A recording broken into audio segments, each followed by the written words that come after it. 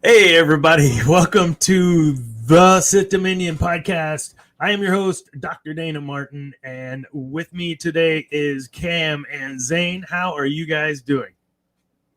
Well, good. Zane? Yeah, okay. So, you're You okay? Zane's in 2007 right now. Dude, that picture's priceless.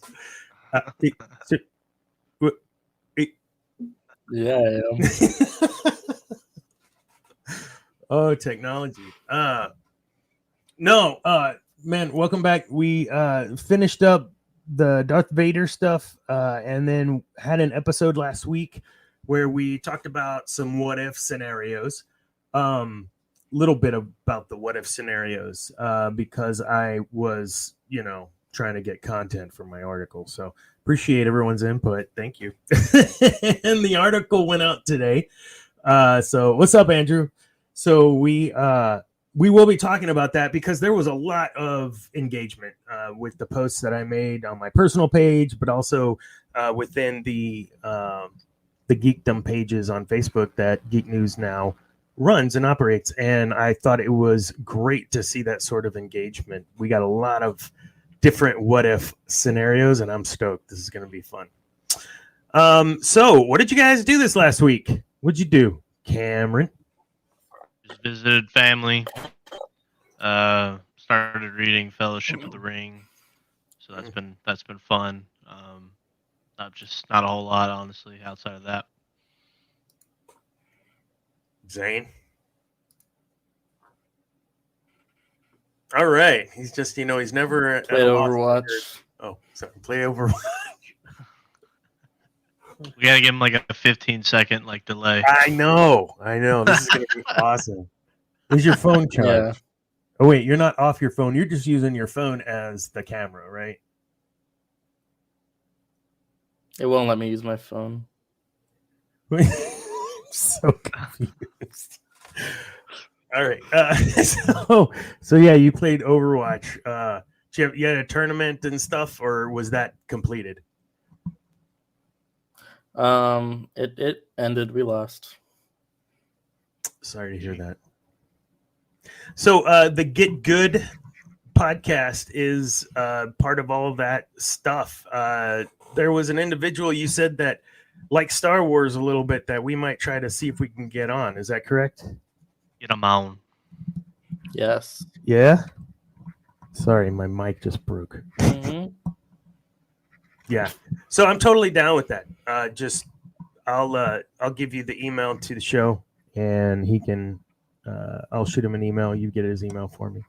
Always willing to have some guests, especially cross platforms and cross topics. Even we've had teachers on, we've had lawyers on, we've had business owners on. It's always good to get that piece of fandom, but also that real life kind of connection to Star Wars and what Star Wars means in people's lives. So let's talk a little bit about what we're going to be doing over the next 6 weeks. So we're going to be breaking down the Sith Code. Peace is a lie. There's only passion. That's the very first piece. I wouldn't say it's a tenet, but it's the first piece of the Sith Code. And we're going to talk about that, what that means and what that means to us, and that how there's some positivity in that and also some negativity in that, et cetera, et cetera. So can't wait. This is going to be fun. Moving on to the what if stuff. So if you go to geeknewsnow.net, you'll see that article that I wrote that is for Star Wars what if. So as I stated, I threw out across a couple of different groups, and some of the stuff I got back was that people would like to see, what if Anakin had the high ground? What if Darth Maul had beat Obi-Wan and Qui-Gon? What if Anakin helped Mace arrest Palpatine? What if Qui-Gon trained Anakin? What if Darth Vader killed Sidious in a fit of rage when he was told about Padme's death? I thought that was an interesting one. So yeah, what would be y'all's number one what if? What if Luke joins Vader? It's always going to be number one for me. At what point would you want to see, like in Empire when he first asks him to join, or in Return of the Jedi? I think probably at Empire when he tells him that he's his father. I think that would have been interesting. I feel like Luke post Empire when he's going through Obi-Wan's hut, looking through texts and stuff, and learning about kind of like his history essentially in the Jedi's history. I don't really see Luke in Return of the Jedi turning to. Not at that point in his teaching or teachings and learnings. Sure. Yeah, I get that. I don't think so. So Zane?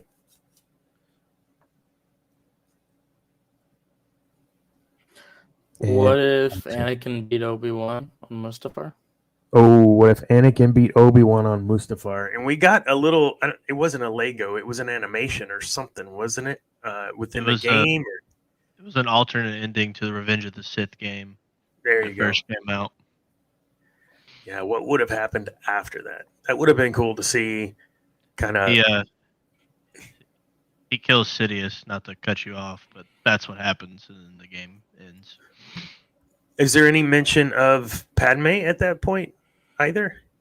I don't think so. I don't remember. It's been a long time since I've played it, but I don't think there's any mention of Padme. The Emperor comes down, gives him his lightsaber hilt, and it's red, and then he like tosses it up and then stabs the Emperor, and then it's like, this is my empire now, with some cringe voice acting that they had for the game. But I mean, because she wasn't dead at that time, and what would that mean for those kids being born under the tutelage of Darth Vader? That might be something, man. What else we got here? What's up, Solo Girl? Up, Solo and Andrew. So I wanted to.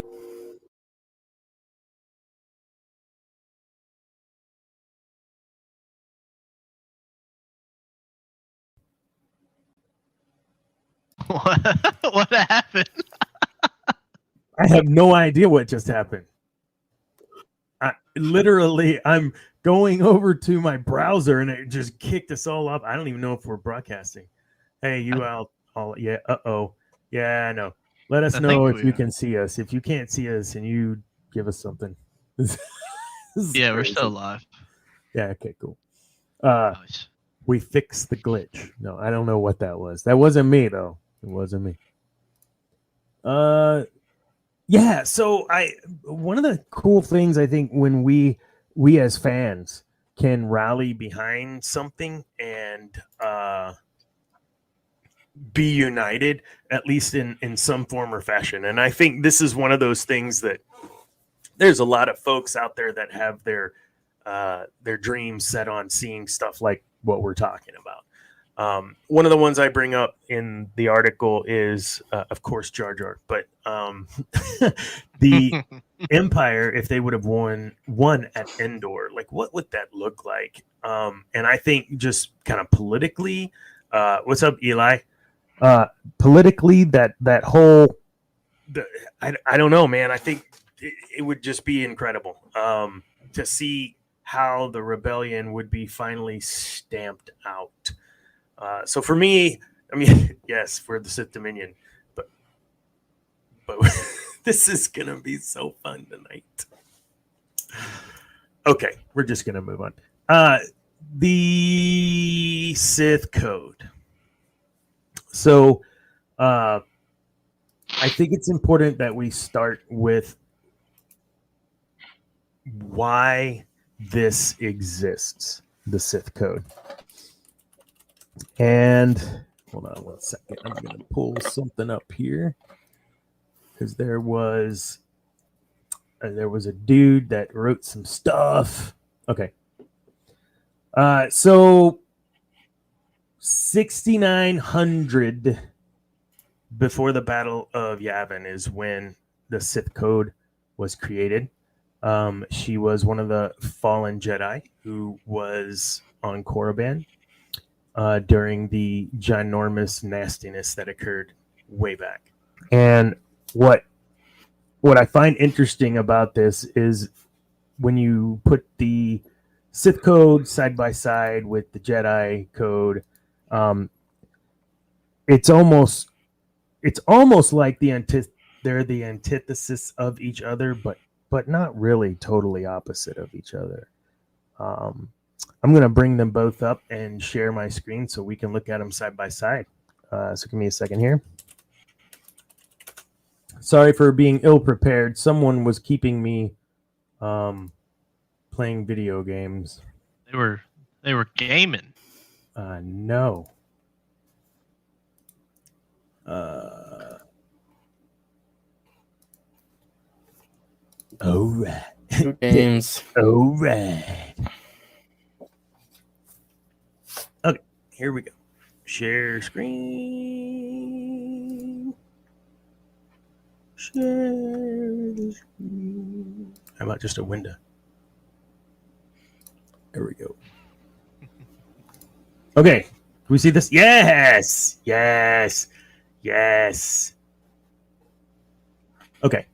So, Jedi Code. There is no emotion. There is peace. There is no ignorance. There is knowledge. There is no passion. There is serenity. There is no chaos. There is harmony. There is no death. There is the Force. And then I think we should tag on the Force is with me. What is it? I'm one with the Force. The Force is with me. When we read this and then we read Peace is a lie, there's only passion. Through passion I gain strength. Through strength I gain power. Through power I gain victory. Through victory my chains are broken. The Force shall set me free. Stand alone on either of those. Is there anything inherently good or evil about either? No. So would it be safe to, this is where I start getting on my soapbox. Would it be safe to say that, oh wait, hold on a second, guys. I just realized I'm not Darth Zane. I'm Dr. Dana. Okay. Back to the topic. I know, right? I can't believe I just did that. We are live, right? Yes, we are. Inherently, there is no good or evil. It's just a code. It's just a mantra. It's just a way of thinking and an ideology about what the Force is and how the Force is and what the Force is within us and all around us. So when I see the Jedi Code, I don't think, oh, that's for the good people, or the Sith Code, that's for the bad people. When you read these side by side, Zane, what's the first kind of thing that jumps out as this is a huge difference in ideology?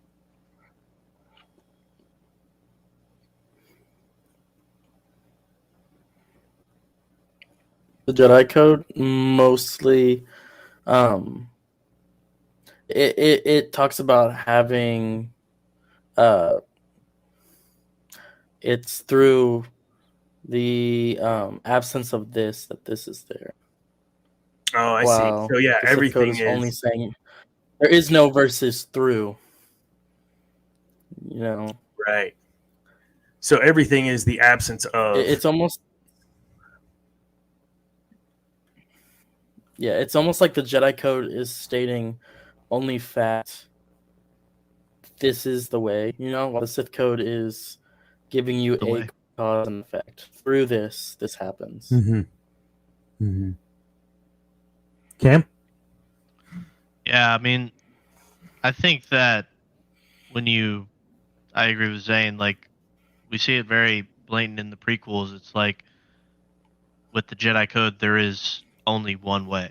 Like, there is no gray area in terms of how the Jedi view things and how they want Jedis to act, even if they do act sometimes in ways that they stretch in terms of what Jedi ideals are and all of that.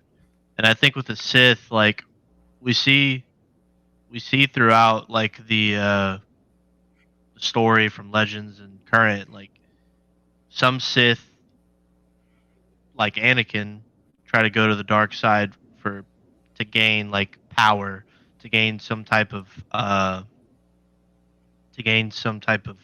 new skill or whatever. And other Sith, like Dooku, fall to the dark side in terms of an ideal perspective, right? And so but in the end, like all of the Sith, they eventually kind of fall victim to the power that like the dark side gives them, right? Mhm.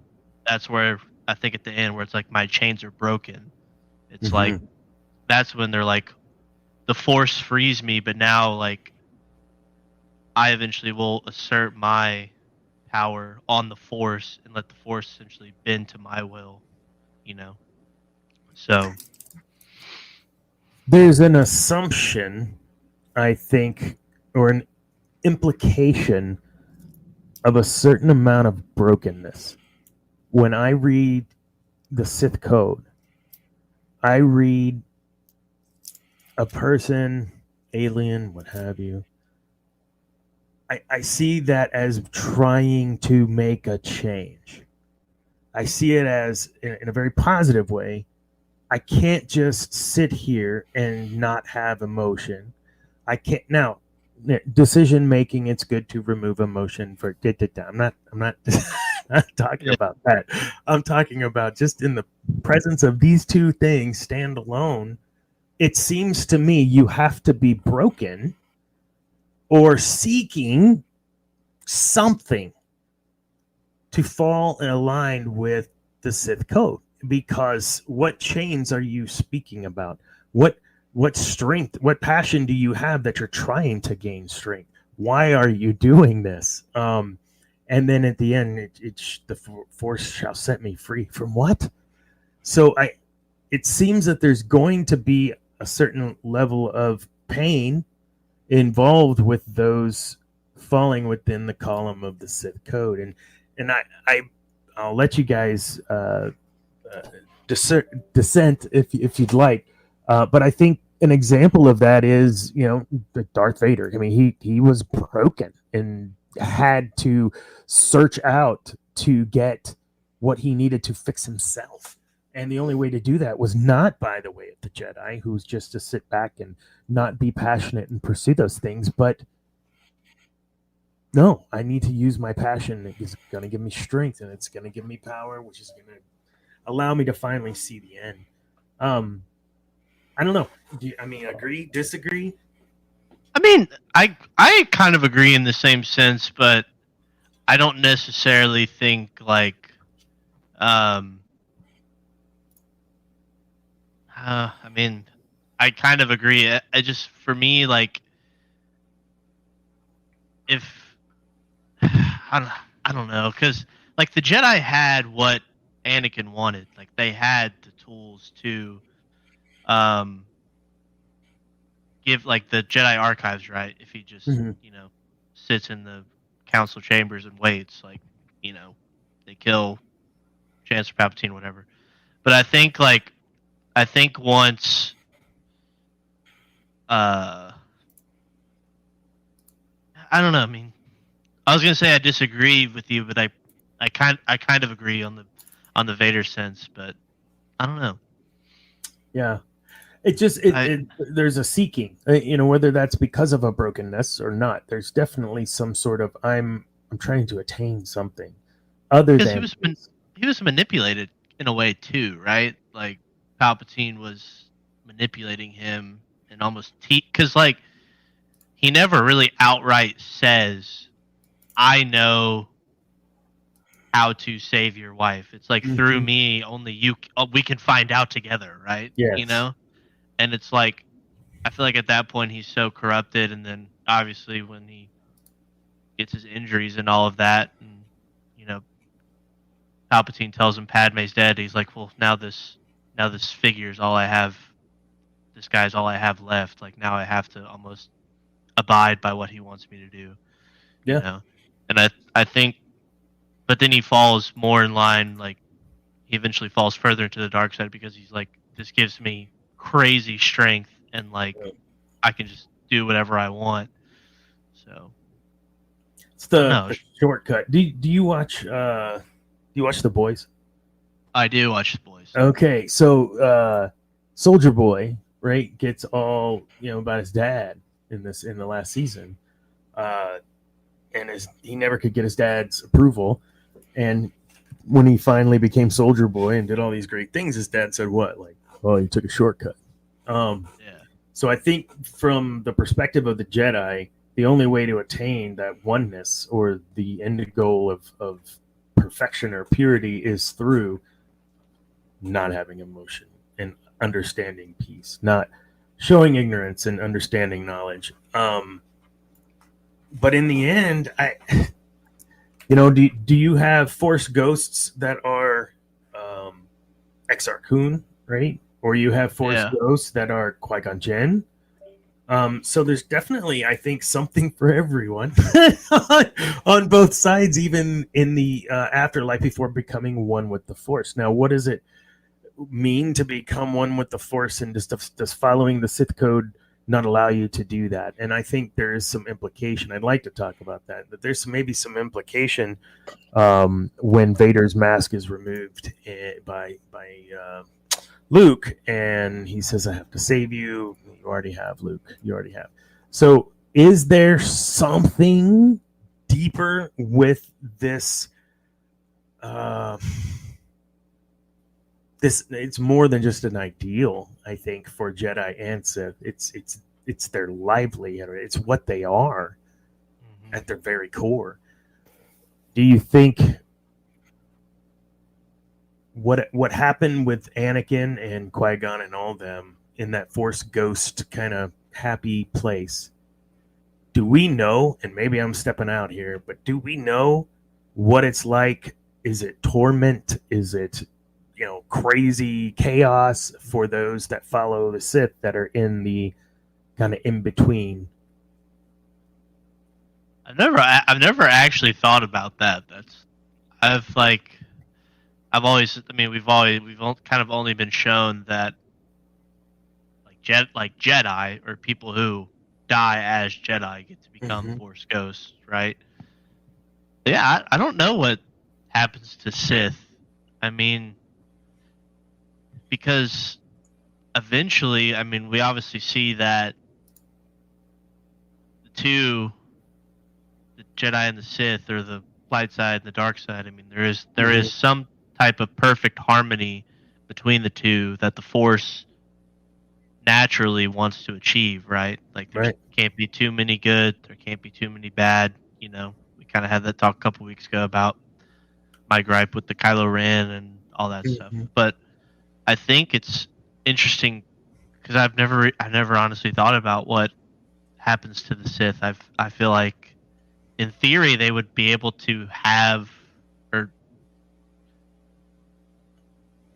I don't know, maybe the Force doesn't allow them to become Force ghosts because maybe the Force.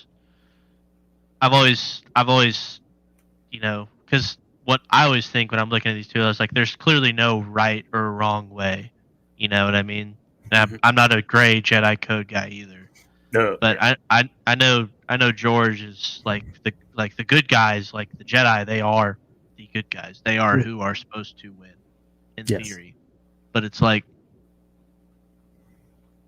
I think the Sith would be able to have access to become Force ghosts or some type of entity within the Force to, I don't know, talk to future Sith or whatever. Because how else are they going to prolong their ideals? Yeah, and when you have, I'm talking about Exar Kun again because we talked about him on the show, working his way, at least in Legends, around the Jedi Temple and trying to possess Luke. I have to think there's something more on that just hasn't been explored.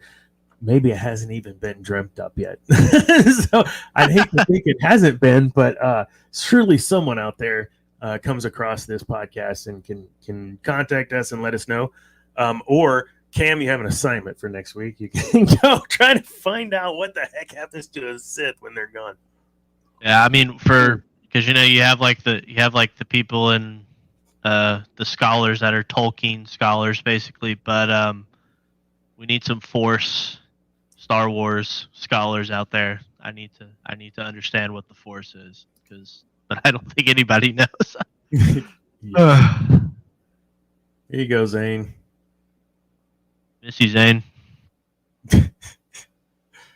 So Darth Zane will be back here in a minute. So pieces of light. I'll leave this up here for now.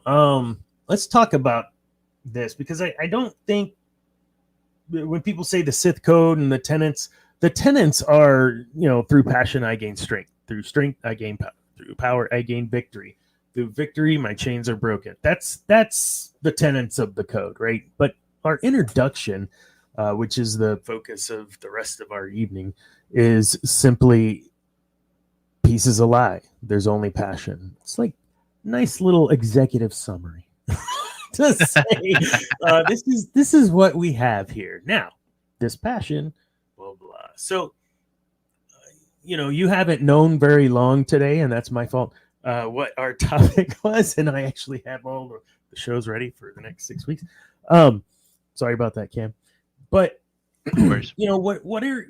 It's not like you haven't ever pondered that. Pieces of lie. There's only passion. It's something I sign off with, and it's something I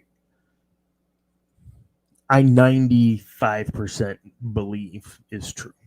That true peace. There is no emotion. There is peace. I disagree with that. I think you can be objective, remove emotion, make a good decision. Yes, but it's like when you hear, "Yes, I'm sorry that you're fired." It's just a business decision. I'm sorry.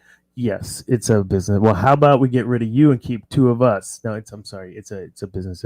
There's no such thing as it's just business. Every single business decision that's made impacts a people. And so I live by that. So when I hear there's no emotion, there's peace, immediately, just in my experience, I'm like, nah, I can't. I disagree with that 90%. No, I agree. I mean, Palpatine said in Revenge of the Sith, like you can't truly know the Force just through the dogmatic view of the Jedi, right? I mean, and there's that text I think I brought up a couple weeks ago about Dooku. It's like, you see it in business today too. Yoda wields his power. He's been training Jedi for hundreds of years. Oh, it's worked up to this point. The Sith are eradicated. We don't, there's no known Sith anymore, even though there is. They just can't see it, right? And, they, I think through the Sith, right? I mean, conflict and those type of things that the Sith kind of chase, right? Like they can't stand the way the Jedi view things, like people fighting, people having emotion, people having lust, and just all these emotions. Like that's a part of what makes us, right? That's what makes beings in our world and in the fantasy world, And it's like the Sith can't comprehend the fact that the Jedi think there is no emotion. There's peace. It's like that doesn't make any sense. That doesn't make any sense to them, because the Jedi have wants. They want to become one with the Force. They want to be a better Jedi. They want things, but it's so convoluted, and we really see that in the prequel era. I mean, Jedi at the height of their power, and there is a smoking barrel just right in front of them, and they can't see it. There's no way that Yoda doesn't become complacent. No way. No way. I mean, like it's like I said, we see it in business. It's like, well, I mean, we've gotten this worked for 40 years. Why would we change it now? You know what I mean? Like, we all see that. What do you mean 8-track player? Yeah, no, but you're absolutely right. It's every day. So to your point, one of the things I like to use when I'm doing my coaching or actually supervising a team, I talk about how conflict is okay and conflict is actually preferred when you're growing. And I like to compare it to a tree. If we look at the Jedi Code, and yeah, y'all can disagree with me and call me out. I don't care. That's what this is about, is having conversation. But if you plant a tree and go by the Jedi Code, what are you supposed to do to make that tree grow? Yeah, the tree doesn't grow. The tree doesn't grow. Now, we flip over to the Sith Code. Now, I don't do this part in my discussion with my coaching business, You should. but I do talk about conflict. When you plant a tree, the only way that tree is going to live is if it gets flooded, nearly drowned. The soil, it has to take its skin, its roots off its skin and scrape and tear and push and destroy the earth around it as it's being destroyed by the earth. Chaos, man, conflict constantly as it grows. There's everything from, wind and varmints and dogs pissing on them or whatever. It just keeps growing, and there's conflict. The tallest trees ever known to man. Imagine the years that it took for it to get as big as it did, yet the amount of conflict it had to endure to get to that, and it's still there. And it's actually something, when I see the Sith Code, that just excites me to think, no, I'm not going to go searching for conflict, but I know how important conflict is in growth. And when I read Pieces of Light Is Only Passion, it piques my interest. Through passion, I gain strength. Oh, hello. We actually have intent. We have motive. We have a direction. We have a vision. We have a hell of a lot more than sitting on our butts in the middle of a freaking middle of Coruscant, all cushy chairs or hologram chairs or what. Sorry, I'm getting on a soapbox, man. I just let it out. Love it, man. Let it out. Sorry. Whew, I need some water. I mean, conflict is what makes us. Changes in our life is what makes us. It's how you grow as a human. Like, I think the Jedi of the Old Republic, and I don't know much about the High Republic, but the Jedi of old, I mean, they were in constant battle with the Sith. Mm-hmm. And clearly it showed them how what they didn't want to be like, or what they didn't want to happen, and they didn't want the galaxy to become under control of the Sith. But it's kind of like your tree analogy. I mean, they just sit up on Coruscant all day and train these 2-year-old, 3-year-olds that they took from their families, and it's just, you're indoctrinating is what it is, and you're kind of stunting the growth almost of what it means to know the knowledge of the Force. That's why I kind of like Legends Luke for a few reasons, obviously, but I think the fact that he encouraged his students to know about the dark side, maybe channel some part of the dark side, and I think I can't remember who it is, but I know there's one assassin or something, I think, that kills his son or something, but it was actually Han's kid, and it's the one time he pulls her back up when she's falling down, and he's like, if you're gonna die, you're gonna die by my hand, type deal. You know what I mean? And it's like that's what the Jedi of old were so just. I mean, they're just so there was never any way that they were going to achieve what Qui-Gon might have wanted them to achieve, what even Dooku might have wanted them to have been, and Yoda's. I mean, they're just the Jedi eventually become complacent because there is no growth without conflict. There is no. I mean, you have to like when conflict happens, like you adapt, like you have to change strategies. Like, oh, maybe this worked 5 years ago, but we got to do it this way.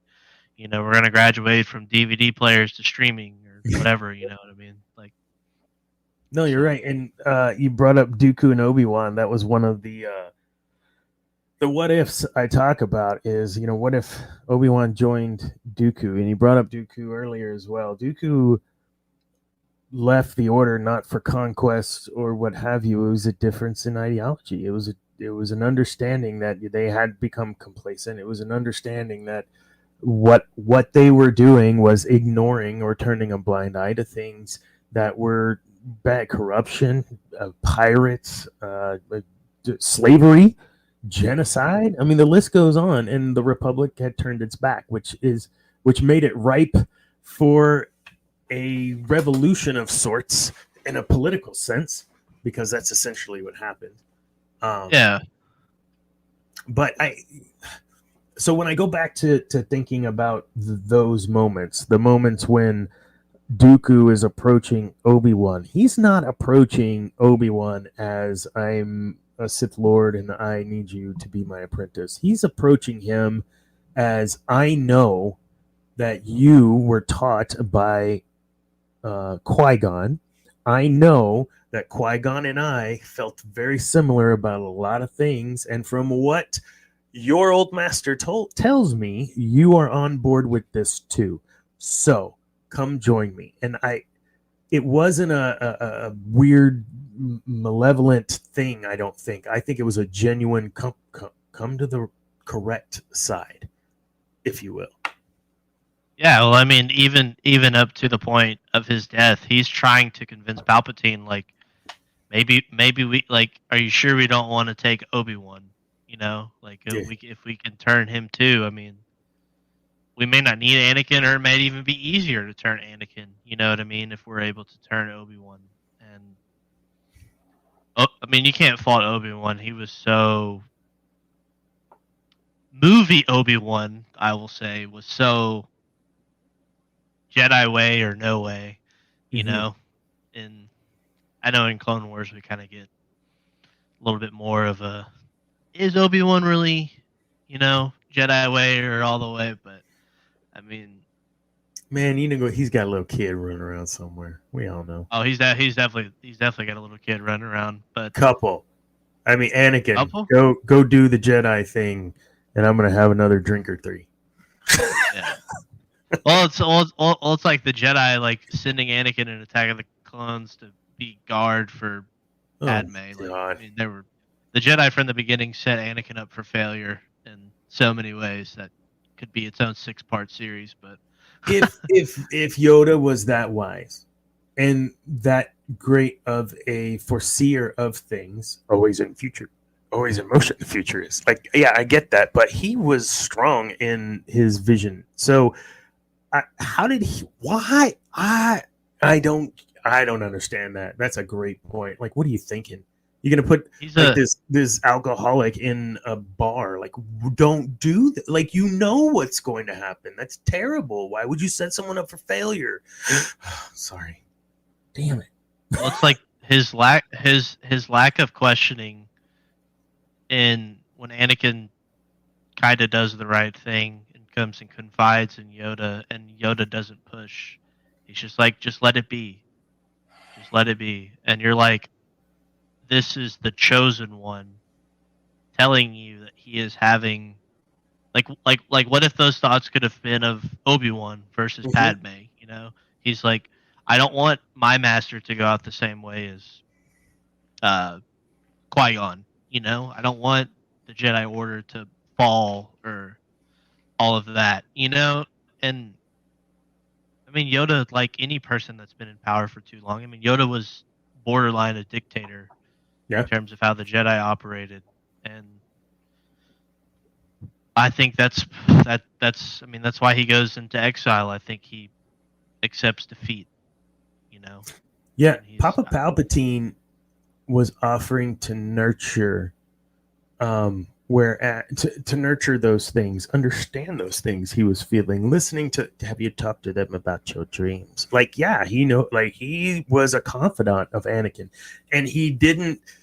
Yes, there was some manipulation there, but as we've talked about before, there was a lot of influence that was built, a lot of rapport that was built, allowing that influence. Sorry, and when you look at that bigger picture of the seduction of the dark side, of Anakin to the dark side, that took place over a very long, a couple of years, and over those years, you have this guy who's struggling and broken, and the people who he works for essentially are saying, no, you got this, keep working.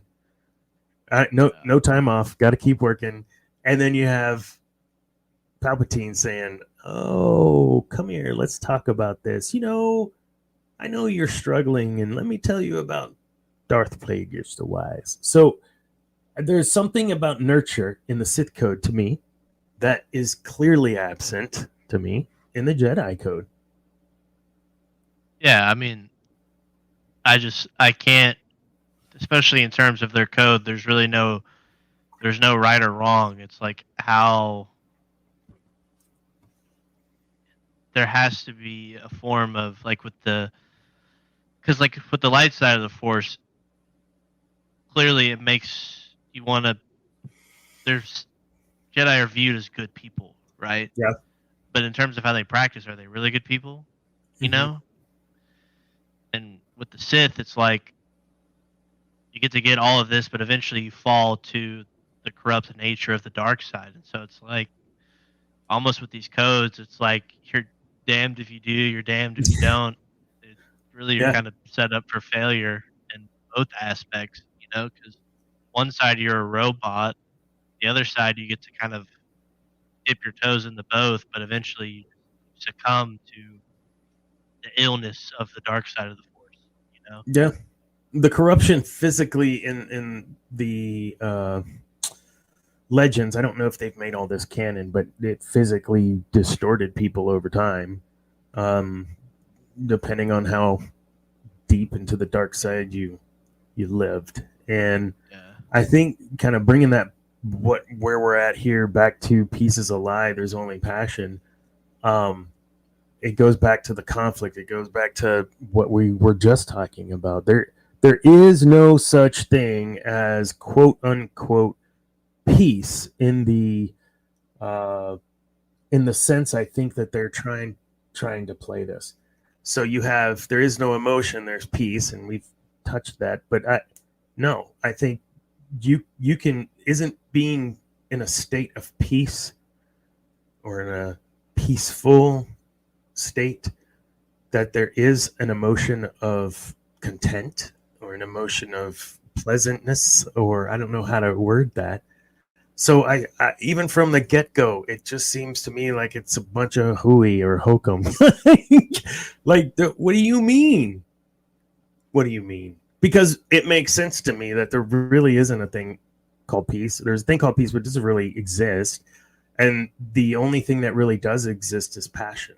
Can we look through history and can we see that peace has always been destroyed by someone else's passion? Every war that we've ever had is about passion. Some side thinks that they should have or should not. Some other side should not have something, and it's about passion. Does that mean it's bad? Well, yeah. If you're starting wars, probably not a good idea. but but to live your life like a void of emotion, I just couldn't imagine, man. I mean, you see how pissed off I get just talking about the Jedi. I couldn't imagine looking at him objectively anymore because it's my experiences that brings my diversity to the table from where I'm from for this show. Your diversity to the table, whoever else we have on. So there's no such thing as this no emotion objectivity. It's impossible. We're human. Whew. Okay, I'm off this soapbox too now, Cam. No, I mean, I've said it before. I think like Obi-Wan showed visible emotion when Qui-Gon dies. You think he wasn't fighting Maul with, and I'm sure there's probably a book or a comic that further explains that, but it's like he was swinging a little different when he came out of that door after Qui-Gon was dead. Yeah. And he's you know visibly crying, if I remember correctly, when he passes. Yeah. And I mean, clearly, when he cuts Anakin, showing more visible emotion. Yoda losing Dooku to the dark side. You can't tell me he didn't feel a certain type of sadness for his apprentice falling to something that he taught him not to fall to. And Mace Windu, we could talk forever about what's the word, contradictory of Mace Windu's role in the Jedi Order. I mean, you can't be a robot void of emotion. That's not the way humans or people or beings operate. No, no, you're absolutely right. And my apologies for what's happening here with my. I've lost my camera. All good. So while that's sitting there, no, you're absolutely right, and I know. Oh, not focused.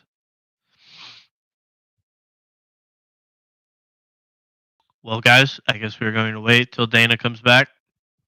I don't know where he is at. Hopefully, he comes back soon. I'm back.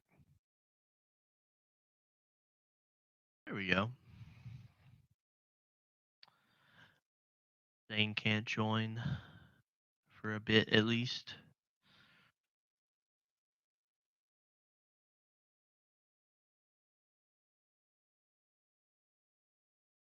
See if he sent me a message. We're going to get him back soon, guys.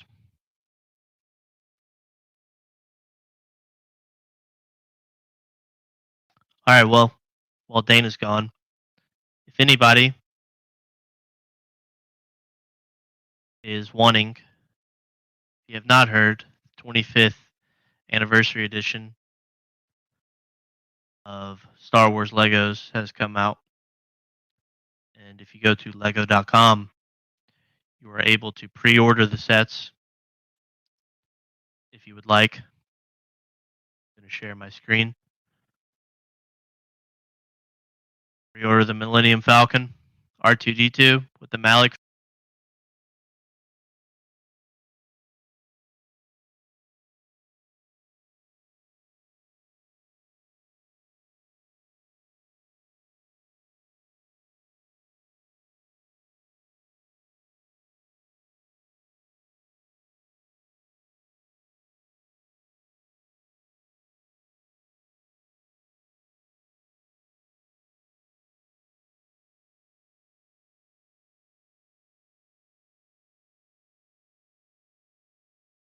Oh wait, hold on. Here, but Hold it. Oh my back? goodness, yo! Hold on, I might be. Gee, I was showing chat the new Lego sets that came out. I was trying to fill the void. man, this has been insane. Yo, dog. Back. Oh my goodness. All right, hold on. Let me kill No this. more Overwatch pre-podcast with Zane again. Right. It broke his internet. You broke know your what? setup. Yeah, I should have rebooted. I didn't reboot. It's my fault. I should have rebooted.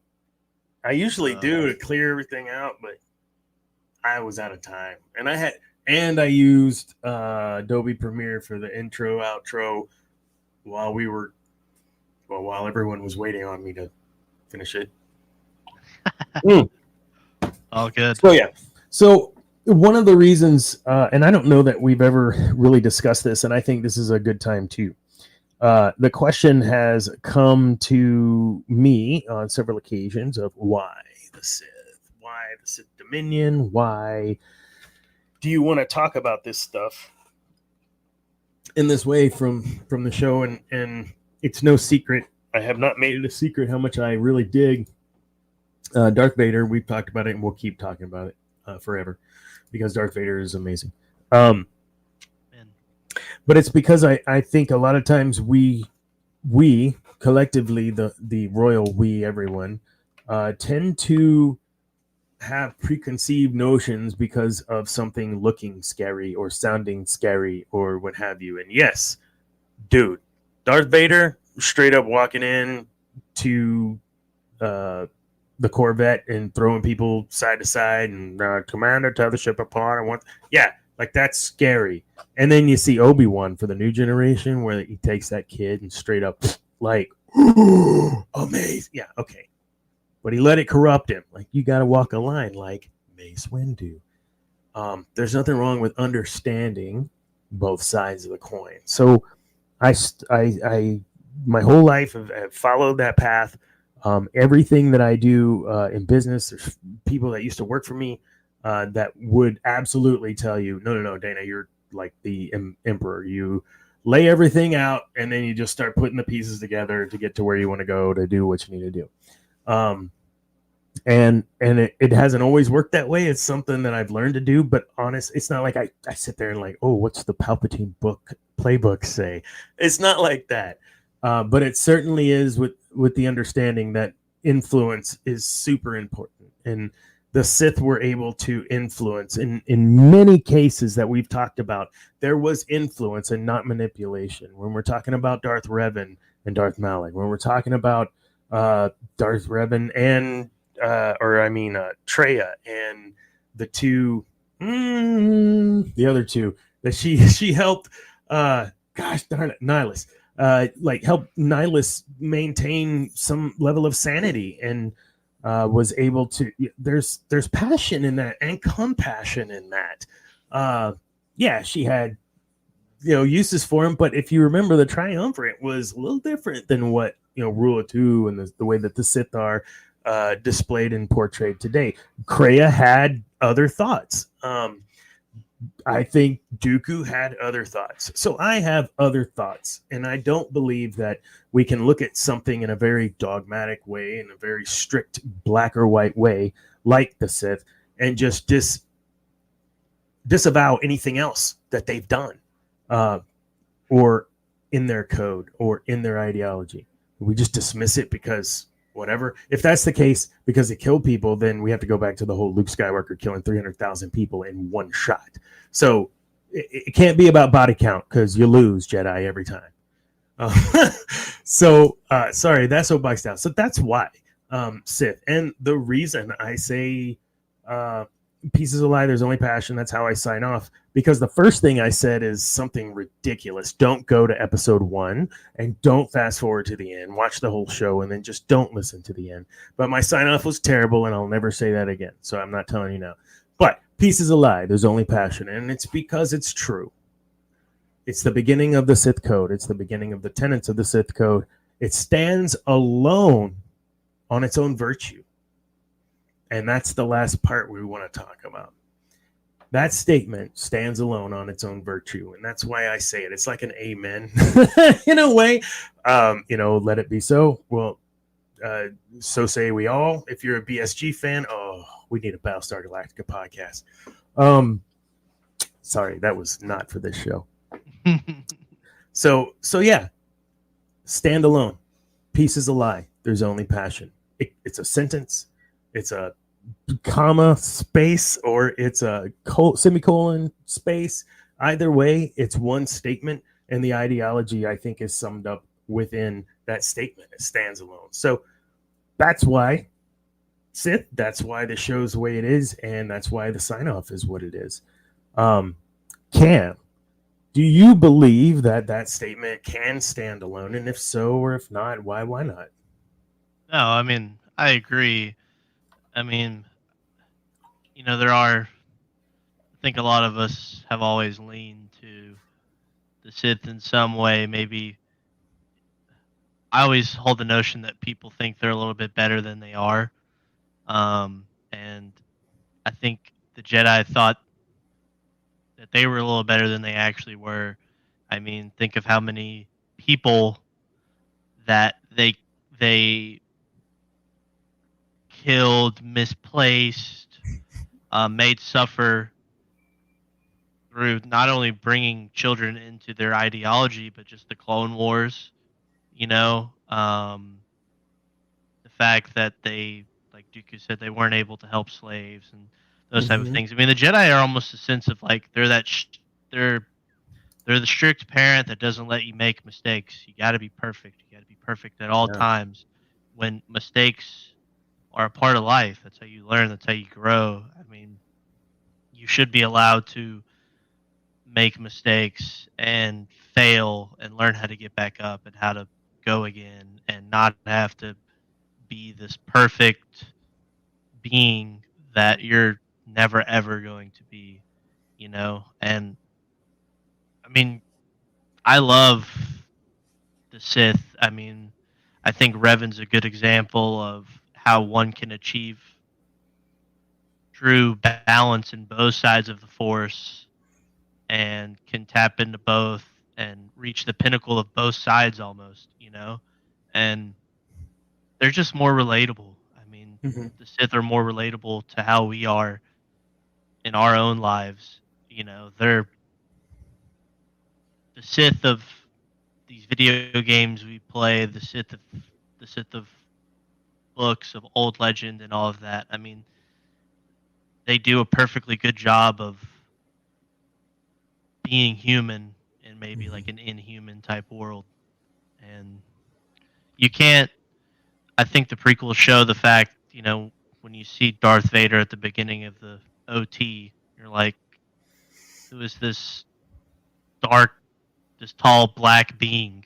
Like, who's this guy in the suit? And you find out it's this farm kid's dad, and you're like, well, they're complete opposite ends of the spectrum. And then you see how he gets to that point, and you're like, well, he was born to fail. He was never given any type of tools to succeed. And clearly, I mean, he did make his own decisions at the end of the day, obviously. But for a good reason, he wanted to save his wife. Yeah. I understand that. Yeah. I mean, everybody would want to do, they would do anything that they would do to save a loved one, to save, whether that's spouse, girlfriend, boyfriend, family, or whatever. It just makes sense. And the long-winded answer, but I agree. So here's the thing, like, if I could take a page from Mr. Miyagi from Karate Kid, like balance, Daniel said, right? The Force needs balance. You need balance, and I feel like there's an attempt to strive or journey towards some sort of balance, not peace, just some balance that the Sith continually do.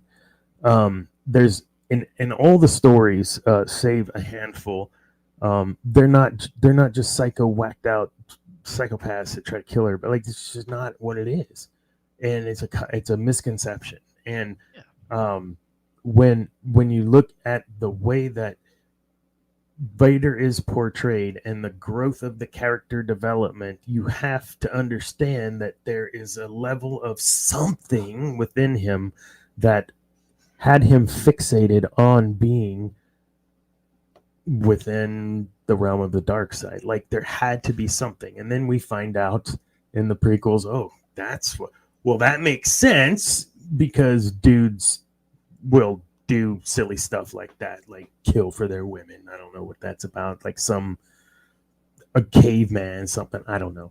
But it's not what this show's about. But when I see that, it's just amazing to me that you see the growth and development of a character through all that, and then we see the Jedi. They're just sitting there. What growth? Are you going to go read some more in the library? Like that's their growth. Not that that's bad. I mean, we need researchers and we need people to read, but yeah, I read too, but you know what I mean? That's their pathway to growth, training, and that. There is no, I think, real tactile. You can't have peace. If you have peace, then you're not growing. You're stagnant. That's just the way I'm interpreting this. Oh, I mean, well, and this may be a topic for future episodes, or if we talk about Anakin again or whatever, but it's like when they read the prophecy, right? There will be one that will bring balance to the Force. What did they think balance was? Because clearly, I mean, if they think it's only the light, well, if you have the little pendulum or whatever it is, I mean, it's like Thanos has. It's perfectly balanced, as all things should be. Everything's in the middle. It's not one side, it's not the other side. That'd be out of balance. It's all in the middle. So clearly, the one that would bring balance to the Force would have a little bit of both, How arrogant, narcissistic for the Jedi to think that balance meant them. That just hit me. Mace, isn't he supposed to be the one that brings balance to the Force? Yeah, maybe, but that doesn't mean you're a part of that. Yeah. like No, how I mean, arrogant they were, right? yeah. I mean, they did misread the prophecy. Qui-Gon might have read the prophecy correctly because he was able to look at it from a different perspective, from a different point of view. And in the Jedi, you can't have different perspectives. You can't have other people's thoughts. There is only one way of thinking, right? Like it's so just not relatable. And I think it's a shame we didn't get more Qui-Gon, because I really would be able to relate more to him than I could Obi-Wan, at least in the first two movies. In the third movie, I could relate much more to Obi-Wan, but Qui-Gon was head and shoulders like, yeah, I know what I'm supposed to be doing. I'm not going to do that because I don't think that's right, and I'm not afraid to tell you it's not right. And if that means I'm not going to, you'd be a master. You'd be on the council if you just keep your mouth shut. Yeah. He's like, I can't. I don't know what you want me to. You want me to turn my back on who makes me me? No way. Yeah. I mean, Do you think Qui-Gon, we'll go back to a what if real quick. Do you think Qui-Gon would have joined Dooku if the timing was different?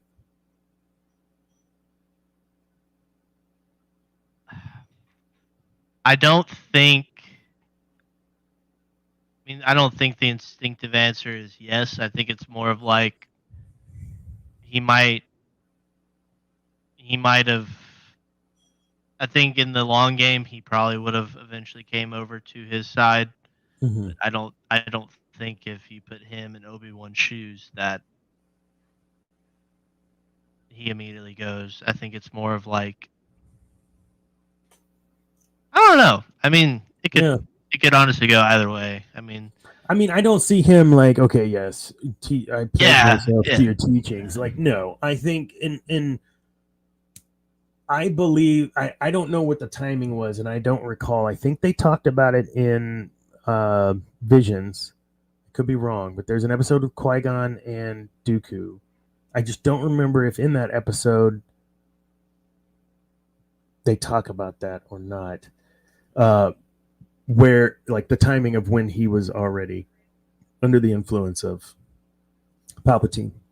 It was after. Well, he was talking with Palpatine because I mean he was kind of playing double agent. He was kind of talking with Palpatine and warning the Jedi that a darkness was coming, but it wasn't until after Qui-Gon dies that the Yaddle scene and all that in front of the tree and all that stuff happens. So because it's like he goes to Palpatine and he's like, "You've gone too far," and Palpatine's like, "Well, I lost an apprentice and so did you. It's just fair, you know."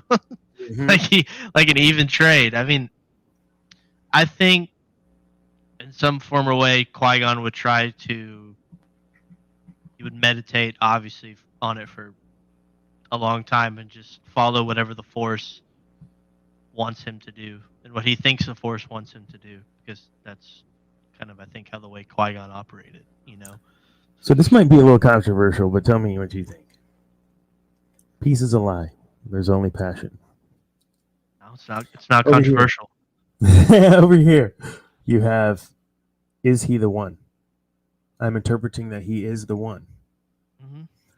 Would it be safe to say that without consciously starting to move towards the code of the Sith, he was at least turning away in that moment when he decided to go against and train him on his own? When he decided to go against the council, I believe maybe he was turning his back more on the Jedi code, not necessarily turning towards the Sith code. Yeah, I mean Qui-Gon I would think would say he served the will of the Force. Yeah. Whatever the will of the Force was is what Qui-Gon was going to do. You know, if they beat Darth Maul, I mean, he's leaving the Jedi Order to go train Anakin, to mold him into, to give him everything that he can through the Force, in terms of what the Force can give Qui-Gon to teach to Anakin to make him to fulfill the prophecy.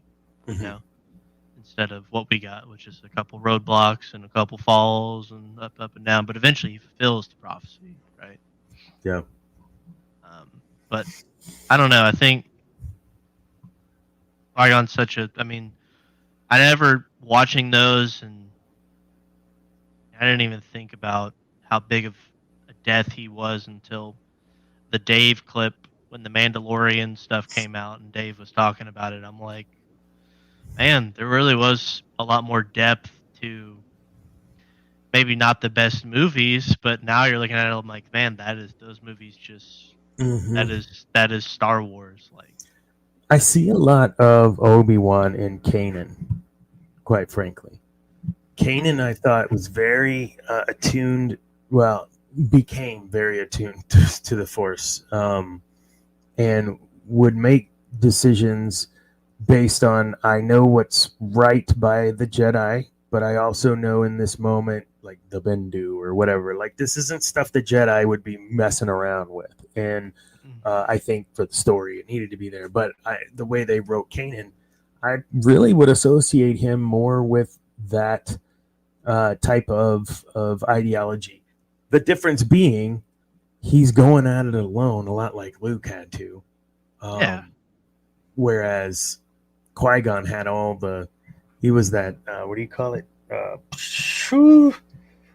I forget the word. Privileged. There you go. He had all the stuff that Kanan didn't. But they still, I believe, were very attuned in a specific way to the Force where they felt like they would do what the Force was commanding regardless.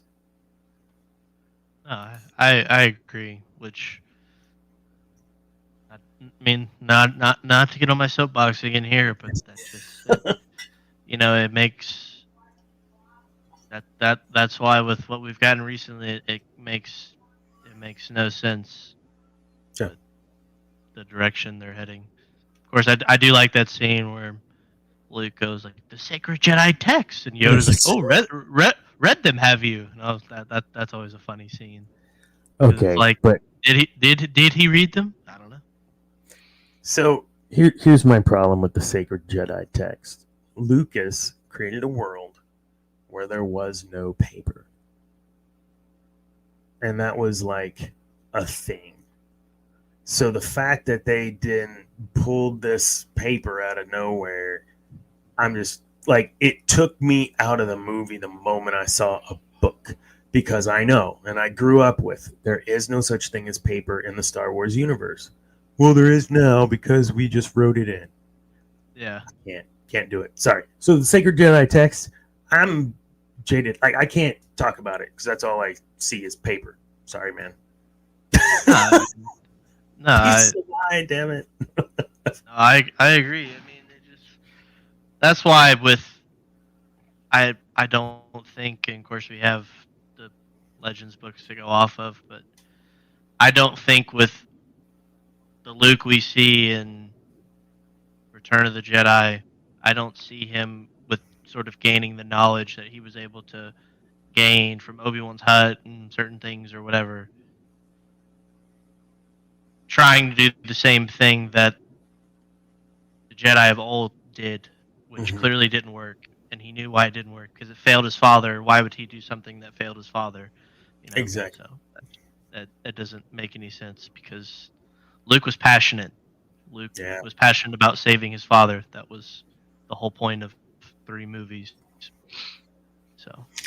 Yeah, there was a moment, we all know it, in ROTJ where I think he really tiptoed that line, and it was right there where he was just just hammering. And he's got his dad, Vader, down on the ground and cuts off his hand or whatever. He wasn't tiptoeing through the tulips there, man. He was straight up pissed. And it wasn't like pissed like you're going to kill me and I'm going to defend myself. It was, I'm passionate about my sister, about my family, about my friends, and I will do whatever to protect them. And that's sometimes how it starts, isn't it, Anakin? Yeah. Like you said, we can relate to characters who have flaws. And I think the Jedi are portrayed as being flawless or believing themselves to be. Like they could be, I think, equated to, like, in the biblical sense, like the Pharisees and Sadducees, right? Like they were up here and they're just looking down, like, no, we'll tell you what to do, we'll help you out, everything's gonna be fine, don't worry about, nah, who's this other, nah, don't worry about that, you know. I think I kind of equated to that, and they got complacent and then challenged anything that challenged them. Well, conflict is good. Different perspectives is good. That's the natural course of life. If only we could like take like the last like 10 minutes and send it to Lucasfilm in 2012 and be like, hey, here's just a helpful little Here you go, tidbit man. of- Hey, here you go. I'll be a Sith Yeah. consultant. There we go. There you go. You know, maybe actually get some people in there that, you know, are passionate about the story you're trying to tell and the world you're trying to expand. But that would make too much sense. So You know, I find it interesting in this sense of time. Time is the same in the Star Wars universe as it is here. A year essentially is a year, roughly.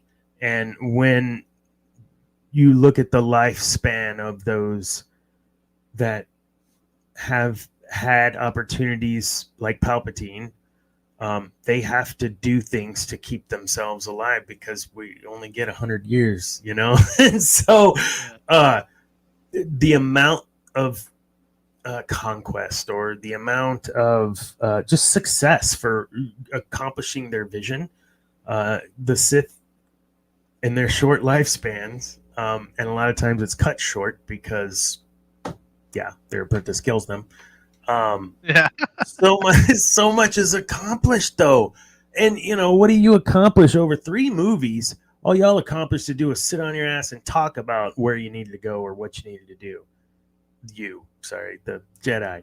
Whereas the Sith were literally taking over. They were moving, they were shaking, they weren't just resting on their laurels. And peace is a lie. If you really break that down, what's going to make you successful? Sitting around thinking, oh, it's peace and quiet, it's great. No, you're going to just stagnate and die. Go do something. Be passionate about something. I got a TikTok. I'm starting to go off again. You're going to have to stop me, Cam. I got a TikTok. I don't know which one it is. Just scroll. You'll find it. But I'm talking about that. I'm talking about how you got to be passionate. I think it was like a rainy day or whatever. And it's like, so what? You're alive. You're breathing. Let's go. Let's do this. You got to be passionate. You would always see Kiale Moon. I can never say his name, but he's just kind of yes, we are going to be taking over the battle at the, like, shut up. What are you talking about? And then you have Qui-Gon, right? Qui-Gon, who turns his back, in our opinion, and he's like, then I'll train him myself. I'll do what I have to do to make sure that we see this through. There's heads and tails difference. One is on the council and was allowed to be on the council because, like you said, he subscribed to and followed the rules that the Jedi put out, and whatever the Jedi say, that's gold. You challenge that status quo, and what happens? You don't get on the council. You end up turning into Darth Vader because you're on the council, but you're not a master. But there's passion. That's the point, right? There's if you don't have passion for anything, what are you doing, man? Wait. You can't go. I mean, if you want something, you got to go get it. That's how the world is, you know, and that's how I think Star Wars world is too. If you're passionate about becoming more attuned with the Force, well, you're gonna have to go learn more about the Force than what the Jedi are telling you. You know, you're gonna have to go learn more. You're gonna have to go want it. You're gonna have to want to do something, you know. So. Yeah, I may not subscribe to certain, let's say, political views or what have you, governments, but that does not keep me from reading about said types of forms of government and or isms. And so I think it's important from a human perspective. We do have a short amount of time, and it's important that we enjoy ourselves, we enjoy our lives. But in order to do that, It's much better when you're on the growing side than whenever you're on the stagnant side. I think that's whenever you get the bigger they are, the harder they fall. Right? That was a huge sequoia tree in the Jedi Order, and it was chopped down hard because the sequoia never knows it's coming. Neither did the Jedi. So I think using the tree analogy to sum it all up is important too, because in the end, if you can see it coming, I don't know if you know this. There's some research out there that trees will actually sprout up stuff to like help protect itself, like just weird stuff, man. Trees are sometimes they walk. There's some videos on the dark web, but yeah, trees. Yeah. No, I mean, so if you're only around people that have the same viewpoint as you, if you're just surrounded, like if you're in a bubble, you're not ever going to grow and be the person you're meant to be. Surround yourself with people that have different ideas, perspectives, desires, passions. That's what's going to really show you that the world and everything around us is so much bigger than us and the 5 people we're really close to. So yeah, I got cut off, which happens very rarely now in my car because everyone likes my car and they just go up and down and take pictures. It's a nice ego stroke. I'm not gonna lie. No, it's sick. It's a sick car, not to stroke your ego more. It's a sick car.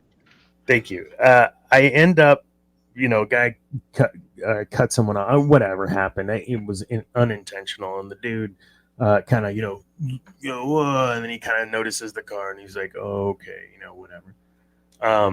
Point is, in that moment, like, that dude doesn't know that I'm Dr. Dana Martin of the Sith Dominion, and actually, there's 3 people watching right now that do know who Dr. Dana Martin is, but outside of those 3 people, nobody knows who I am, and it doesn't matter. It's not like I was thinking, who does he know who I am? It's more, he's the star of his universe. This person I'm the star of my universe. You're the star of your universe.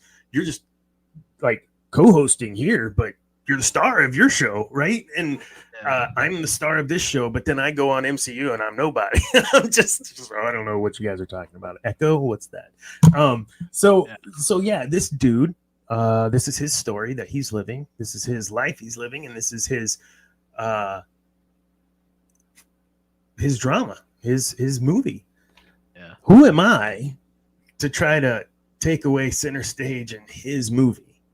Now, if he comes to me and asks me, "Hey, let's both be co-stars in this movie," then maybe I'll help and I'll be a co-star. But understand that every single person on this earth only has, right, so much time. And every single person is never going to know who you are. And you're not going to know every single person. So at the end of the day, who are the people that you know? Who are the connections that you've made? And have you shown them your passionate you, the passionate you that makes shit happen, the passionate you that kicks ass every day, the passionate you that gets up in the morning even though you don't want to, but you know you got to, that passionate person. The Sith did that. That's what the Sith were about. Passion. Peace is a lie.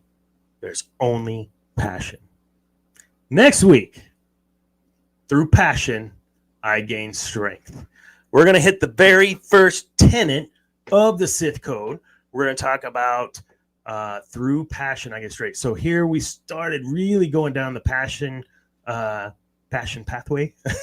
Oh, that sounds... I'm never saying that again here in the last few minutes.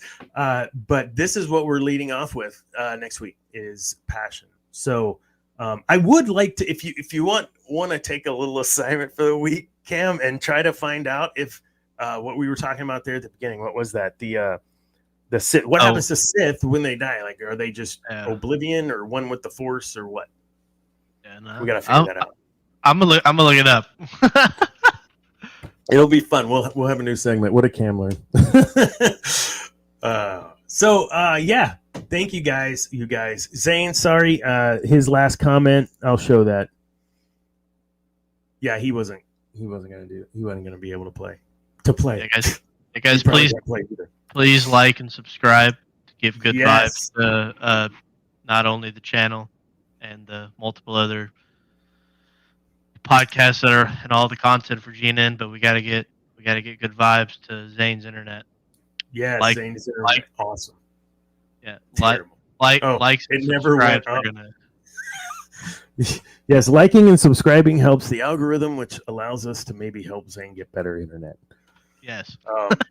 So next week we're going to be doing passion. Next week, I'm going to attempt to do something crazy. So if you're listening to the podcast, tune in to TikTok and the Sith Dominion TikTok and Geek News Now official on YouTube or on Facebook, wherever we're broadcasting this, because I'm going to have like a dual broadcast. I'm going to broadcast us broadcasting, but on TikTok. Something. I'm going to try to do that, and I'm going to talk it up. So if you have TikTok, you can watch us there next week as well. It's not going to be exactly like this because it'll be just a phone, whatever. You'll see. But yes, every Wednesday, all of our previous shows go up to all your favorite places to listen to podcasts: Spotify, Apple Podcasts, Google Podcasts, which is going away. I was just told it's going into YouTube Podcasts. FYI, PSA. Tune in. They are working on MCU Mondays. They've been going over Echo. They just did episode 2, I believe, last week or yesterday. I know that Geek Gauntlet is on Saturdays. We have Thursday is Cantina Happy Hour. I don't know what they're working through on Cantina Happy Hour. If someone knows out there, put it in the message. Point is, there's something for everyone. If you go to geeknewsnow.net, you're going to find all sorts of stuff from anime to Star Trek to Star Wars. And actually, I don't want to let the cat out of the bag, but John is one of our other podcasters. He does the War of the Stars pod. No, he doesn't. That's Mark. Shoot. What is this podcast? I can't. Lightsabers and Captain's Logs and Lightsabers. Oh, yeah, I got it. Captain's Logs and Lightsabers. And so we're maybe going to talk about some stuff. I might jump on that show too. So that'd be awesome. And I know we'll try to get Jonathan on as well. That was a mouthful. That was a lot, but I need to make sure I pay the bills. I got to say everything. Like and subscribe. Seriously, folks, it helps so much. Yeah. Cam, any closing thoughts? Any parting shots? Oh, just like and subscribe. Zane's internet's going to be better next week, and tune in next week to see our resident TikToker, Dr. Dana. Yeah, and Cam with finding out if Sith just dissipate when they die. Who knows? We'll find out. Anyways, listen. It was a great show. Thank you, Cameron. Thank you, Zane. And we are out. Remember, kids, peace is a lie. There's only passion